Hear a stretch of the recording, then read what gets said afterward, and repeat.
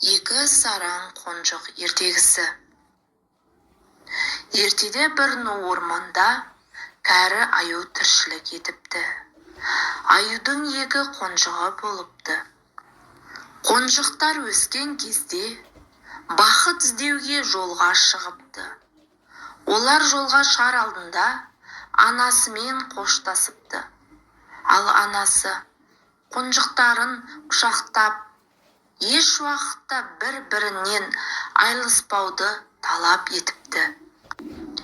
Анасының бұйрығын орындауға сөз берген қонжықтар жолға шығады. Алдымен олар тоғайдың шетімен, содан соң жазық даламен жүреді.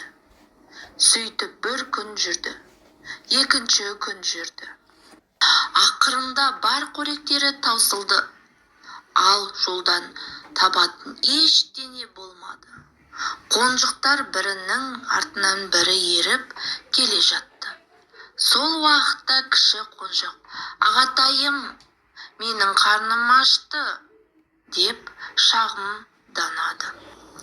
«Менің де қарным ашты», деп өңі бұзылып, басын шайқады. Солай жүре берді. Кенеттен үлкен ірімшікке кезікті. Әділ жолмен тең бөліспек еді. Бөлісе алмады. Қонжықтар бір-бірінен ірімшікті қызғанып, ұрысысып, ақырып тұрғанда, кенеттен жандарына түлкі келеді. «Неге ұрсысып тұрсыңдар?» деп сұрады. «Мен сендерге ірімшікті теңдей бөліп беремін», деді.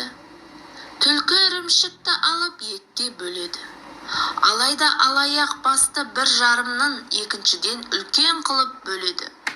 Қонжықтар бұған ренжиді. «Мынау үлкен ғой», деп ақырды.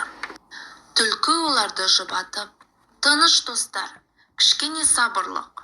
Қазір бәрін реттеймін. Мен өзімнің жұмысымды білемін», деді. Бұлай да бірдей емес деп тынымсызданады.